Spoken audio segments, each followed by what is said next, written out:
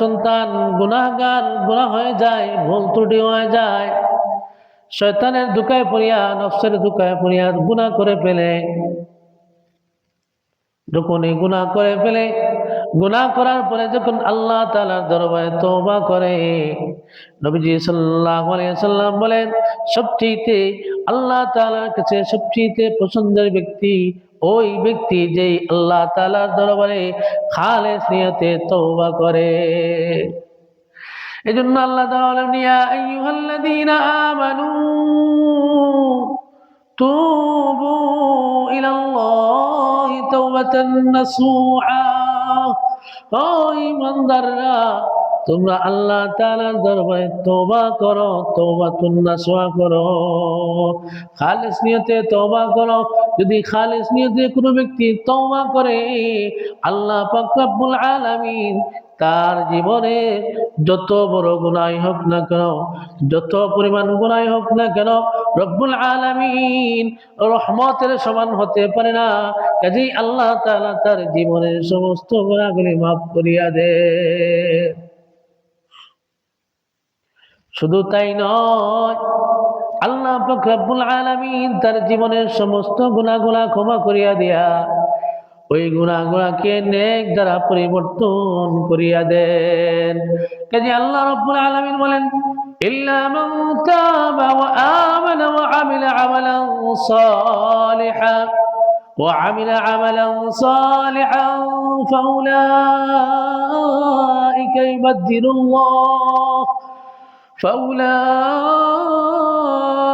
يبدل الله سيئاتهم حسنات وكان الله غفورا رحيما।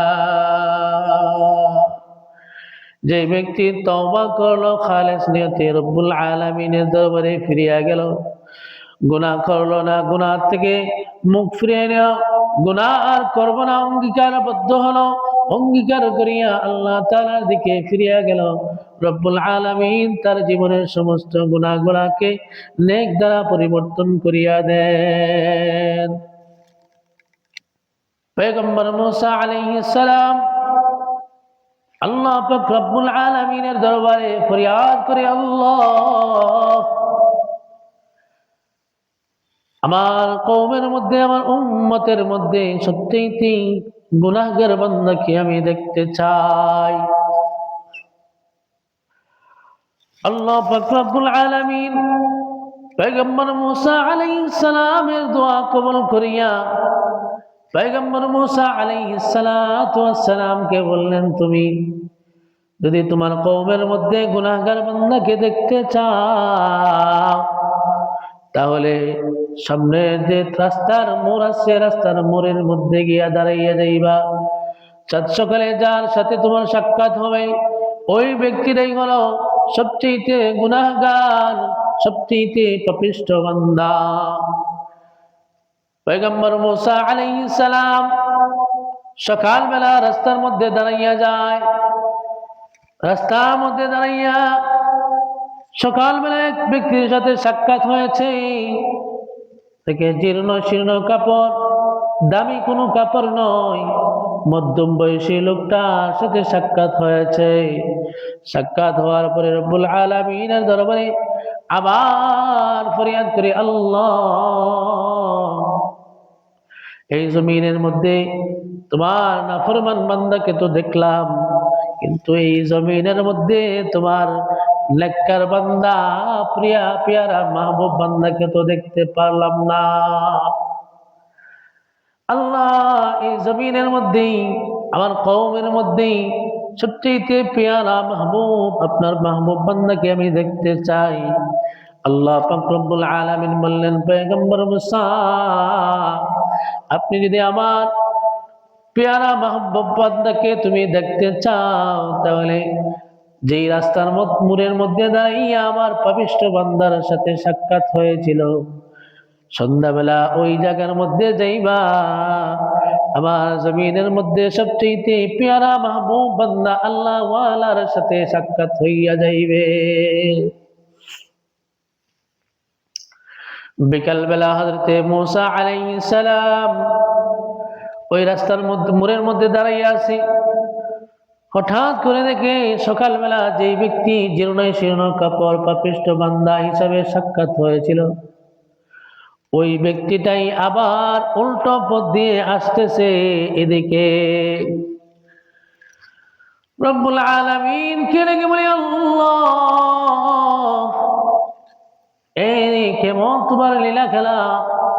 সকালবেলা যেই ব্যক্তিকে আমি পাপিষ্ঠ আর গুনাহ বান্দা হিসাবে সাক্ষাৎ করেছিলাম, সন্ধ্যাবেলা তো ওই ব্যক্তির সাথে সাক্ষাৎ হয়েছে।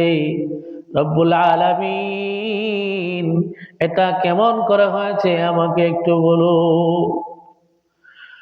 আল্লাহ পাক রব্বুল আলামিন বলেন, মুসা, ওই ব্যক্তিটি সকালে গুনাহগার আর পাপিষ্ঠ হইয়া বের হয়েছিল,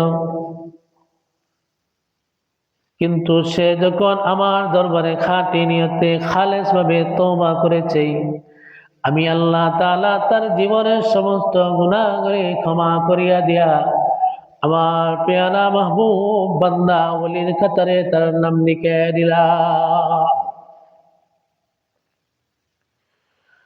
পয়গম্বর মুসা আলাইহিস সালাম বলেন, আল্লাহ এটা কেমন করে সম্ভব হয়েছে আমাকে একটু বলুন না। আল্লাহ পাক রব্বুল আলামিন বলেন, ওই যে ব্যক্তি গুনাহগার হিসাবে ঘর থেকে বের হয়েছিল, তখন ঘর থেকে বের হয়ে সোজা পাহাড়ে জঙ্গলে চলে যায়, সঙ্গে তার ছোট্ট একটি সন্তান সঙ্গে নিয়ে যায়। পাহাড় জঙ্গলের ভিতরে গিয়ে সন্তান বাবাকে প্রশ্ন করে, বাবা ওই যে বড় বড় জিনিসগুলা দেখা যাচ্ছে এগুলা কি? বাবা বলে, এগুলা হলো পাহাড়। সন্তান আবার জিজ্ঞেস করতেছে, এই বড় বড় পাহাড়ের চাইতে আর কোনো কিছু বড় আসেনি? বাবা বলতেছে, এই বড় বড় পাহাড়ের চাইতে আমার জীবনের গুনাহগুলা আরো বড় বড়। সন্তান আমার জিজ্ঞেস করতেছে, আপনার গুনাহ চাইতে বড় আর কোনো কিছু আসেনি? বাবা বলতেছে, আমার জীবনের গুনাহ চাইতে বড় হলো রব্বুল আলামিনের রহমত। ওই বান্দা যখন আমার রহমতের স্বীকৃতি দিয়েছে, তার গুনাহ চাইতে আমার রহমত বড়, আর দুইটা হাত বাড়াইয়া তার সন্তানকে নিয়ে ফরিয়াদ করতেছে, আল্লাহ ও পরওয়ারদিগার আলম, ও আরশের মালিক, ও আসমানের মালিক, ও জমিনের মালিক, ও জমিনের খালিক, ও আসমানের খালিক, আল্লাহ আল্লাহর দরবারে, আমার দরবারে যখন ফরিয়াদ করতেছি, চোখ দিয়া ঝরঝর করে পানি পড়তেছি, বাবার কান্না দেখে ছোট্ট সন্তানটাও তার সাথে কান্না শুরু করে দিয়েছে। ছোট্ট সন্তানটা বুঝে না কেন কান্না করতেছে, বাবার কান্না দেখে দেখে ছোট্ট সন্তানটাও কান্না করতেছে। বাবা বলতেছে, আল্লাহ তুমি আমাকে ক্ষমা করে দাও। সন্তান বলতেছে, আল্লাহ বাবাকে ক্ষমা করে দাও। বাবা বলতেছে, এই জমিনের মধ্যে আমি সবচেয়ে পাপিষ্ঠ বান্দা, আল্লাহ তুমি আমাকে ক্ষমা করিয়া দাও। ছোট্ট মাসুম বাচ্চাটাও বলতেছে, আল্লাহ আমার বাবাকে তুমি ক্ষমা করিয়া দাও। এই ছোট্ট সন্তানের, ছোট্ট বাচ্চাটির কান্না, ছোট্ট বাচ্চাটির চোখের পানি আমার রহমতের দুনিয়ার মধ্যে জুসমান সে, তাই আমি আল্লাহ তাআলা তাকে ক্ষমা না করে পারলাম না।